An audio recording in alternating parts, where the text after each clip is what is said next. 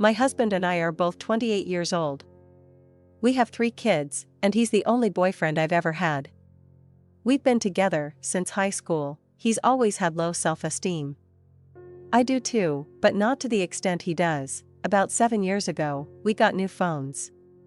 I discovered that I could read his texts, and he could see mine, but he wasn't aware of it. This continued for about 2 more years. During birthdays and Christmas, I would snoop around his texts to find out if there was something he desired. Around November, while being nosy to choose a Christmas gift, I was pregnant with our second child. I stumbled upon a suspicious text where he mentioned meeting someone and initially thought he was involved with another girl. Upon further reading, I found out he was buying drugs. Considering that we don't even drink, I freaked out. I wondered how long this had been going on and if I truly knew my own husband. It turned out he was buying something that doesn't get you high but can be fatal. I searched everywhere, tearing our room apart, but found nothing. That night, while he was asleep, I went through his phone's search history and emails. I discovered he was making arrangements for a specific date 3 months after I was due, looking into life insurance, which we've had since I'm a stay-at-home mom. He was even researching the cost of cremation. Once he got home, I sneaked his phone, texted the guy, and said, "I'm no longer interested. If someone else tells you otherwise, it means someone else has my phone," and deleted that guy's number. I didn't want him to know I was snooping, but the thought of losing him was unbearable. I remember feeling sick to my stomach, bawling in our room, just contemplating the idea of not having him around. I love him more than life itself. I would die for him without a second thought. My husband is my entire world. From that day on, I made sure he knew that, even if it meant embarrassing myself. I started bringing him flowers at work almost every day. When he came home, I would screech with excitement, hug and kiss him, telling him how much I missed him and couldn't stop thinking about him all day. I would praise his beauty and handsomeness when we were out. Among friends, I'd say, "Look at my husband. He's so beautiful." I'd call him at work, asking how much longer until he's home. I even convinced him to start going to therapy. One night, I woke him up because I was freaking out and couldn't sleep. I told him I had a nightmare about him passing away. He asked, "Why is that a bad thing?" And I explained how he's my entire world. And other than our son and the one on the way, he's all I live for. He said, "But things would be better if I was out of your hair." I replied, "No, they wouldn't. If you left me, it would literally ruin my life." He said, "Not if you're financially well off. You'll be much better off." I said, "I could have all the money in the world, but it would mean nothing if I didn't have you. I'd much rather be homeless, but still have you as my husband than be filthy rich and you be gone." He asked, "Are you serious?" And I said, 100%. I'd sleep under a bridge if it meant I still got to sleep next to you. He admitted, "I didn't know you felt that way," and I affirmed, "I really do." I asked if I could go with him to therapy. And he agreed. I informed his therapist that I suspected he had depression, and he acknowledged it might be true. He got a prescription, and it seemed to help him a lot. Even though it's been 5 years, I still do all those nice things for him, like calling him handsome and bringing him flowers. I never want him to second guess for a moment that he's my sunshine. This happened when I was 18 and in need of a heart transplant, waiting on a list. We were waiting for months. Then, just like that, we got the call, and it changed my life. I was so grateful to the donor. My mom and I even made our own letters to send to the family, but they never wanted contact, which I respected.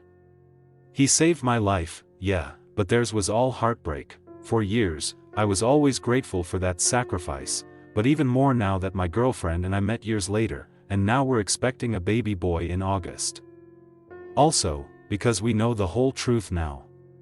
She never talked about her brother much, so all I knew was that he died. His birthday was the other week. My girl wanted to visit his grave because they haven't done it in a while.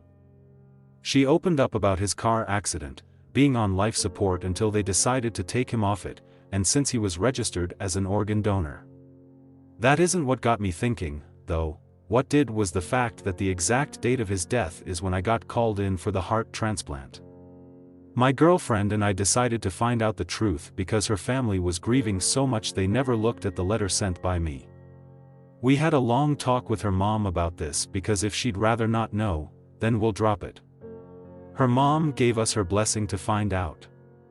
Luckily, she never got rid of the letter, only never got around to reading it because it was too painful, and that's how we found out. It was only my first name that I mentioned, but I remembered every word I said in that letter. We cried for hours. All this time, life brought us together in this crazy way, and neither of us ever knew. It's too wild. He gave me a chance to be alive, to meet the love of my life, and start a family with her. I feel like the luckiest guy in the world, all thanks to him. This happened a few weeks ago, and I'm not over it yet. So, I was at home, it was 12 a.m. 2 bottles of Two Oceans white wine down, and I was waiting for a friend to come pick me up. Out of nowhere, some girl started screaming, "Call 911, my friend overdosed." I grabbed my phone and stumbled to the hallway to see what was happening. In another guy's apartment, there was this boy, let's call him Nemo. I knew the guy too, he was purple, dead on the floor, and there were 2 girls crying, not knowing what to do.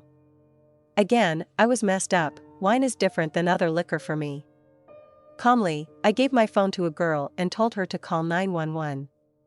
I got on my knees and started compressions and mouth to mouth. For 2 minutes, I kept going, and I didn't cry, I didn't freak out. It's like even the alcohol wore off for the time being. After 2 minutes of giving compressions to his purple corpse, he started to wheeze. So, I got a pillow under his head and talked to the EMT. They ended up telling me if I hadn't been there, he would have died. As soon as I got into my friend's car, I just broke down and started crying. I learned CPR in grade 10, and I never, ever thought I'd have to do it. It still scares the heck out of me, and honestly, I don't know how I did what I did. I began student teaching in a 4th grade special ed class in September. My teacher told her students that if all 12 of them get 100% on their spelling tests, we can have a pizza party. So far, that has not happened yet.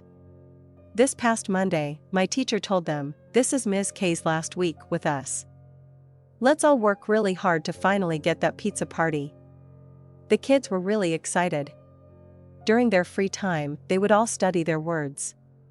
I never saw them work so hard. What makes this situation difficult is the bullying between Gabby and Sam. Sam has severe dyslexia and struggles with spelling. Gabby constantly picks on Sam for it. My teacher and school take this seriously and intervene. However, Gabby still picks on Sam. After my teacher said, "Let's all work really hard to finally get that pizza party," Gabby shouted back, "Can you make sure that Sam studies since she's really bad at spelling?" We addressed this with Gabby.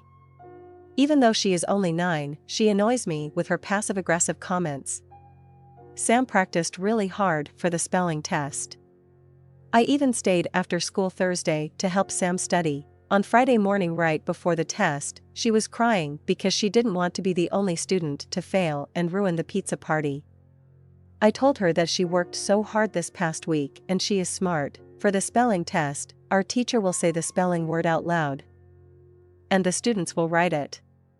11 of the students have the same words. Sam has a slightly different set of words which are a bit easier. My teacher whispers Sam's words to her. When the teacher does this, Gabby will sometimes snicker. I can't stand this. We addressed this before, but Gabby still doesn't change her behavior. I finally lost it. This past Friday, Gabby snickered again. I went up to Gabby and angrily whispered, "I will take your test and fail you right now if you don't stop. And you will ruin the pizza party for everyone. Stop it." She started crying in her seat. I didn't care. Maybe it will finally get through to Gabby. Once the kids are done, I walk around and collect all the tests. The kids go to lunch, and my teacher gives me the tests to grade. She leaves for lunch duty. I start grading each test, and it's 100% after 100%. I am so proud of my students. I get to Gabby's test, and it's 100%. I finish grading, and every single test is 100%. I feel so proud and excited for them. But then I realize I only collected 11 tests. Sam's test is on my teacher's desk. I go through her test, and she is spelling all the words correctly. I never felt so proud. But then, it hits me. The very last word, which is always a challenge word, is spelled wrong. She wrote because as because. I am still proud of her because she got 9 out of 10 correct. She never scored that high before. And sight words are very challenging. But all the students will figure out that Sam ruined the pizza party for them. Even if we don't announce who failed, they will figure it out. I could talk to my teacher about letting them have the pizza party anyway, but my teacher is a stickler for the rules. Everyone needs to get 100%. I can't let Sam feel like a failure or get bullied. So, I erased the U and the A and switched them. Sam probably won't notice. And I won't tell Sam or she will feel bad. She will eventually learn how to spell, because I need her to have her moment. The kids came back from recess and were told the good news. They were so excited. Sam was so proud of herself. I come back on Monday for the pizza party.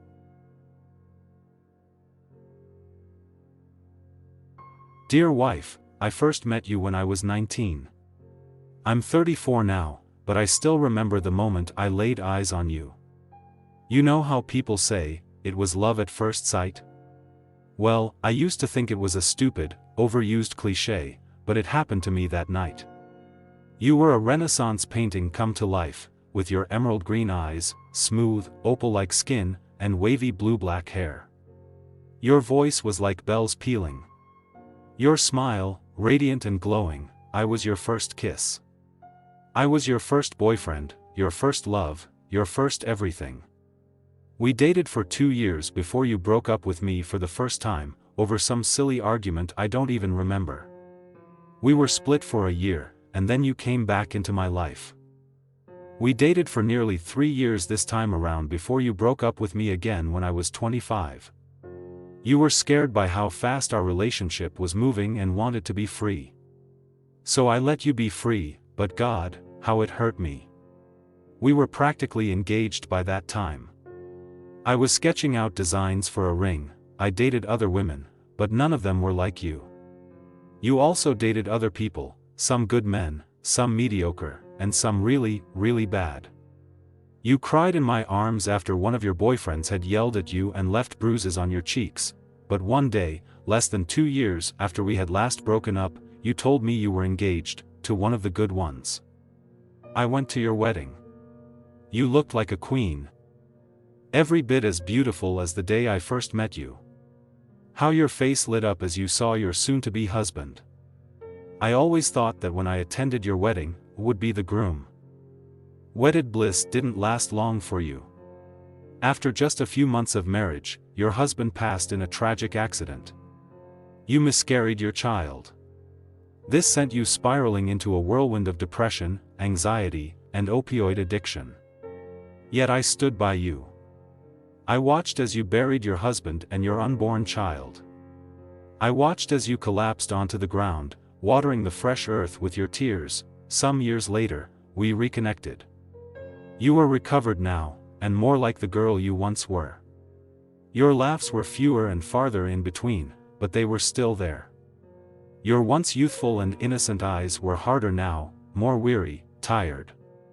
But despite all this, despite everything, I still loved you. And deep down, you loved me too. For the second time before you turned 30, you were married.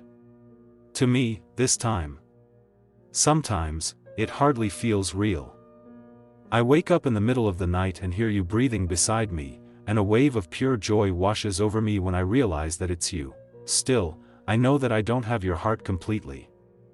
I know your heart is fragmented, and a piece of it is buried in a small graveyard by the sea. Your name is written on that tombstone as well, with your year of birth and a foreboding blank space after the hyphen. Some nights you wake up crying, and you will not tell me why, but I know why. Sometimes I know that when I wrap my arms around you, you close your eyes and pretend that it's him. I know that, and it's alright. I love you, and that's all that matters, so long as you love me too. Love is an infinite resource, and your love for him cannot deplete your love for me. I know that.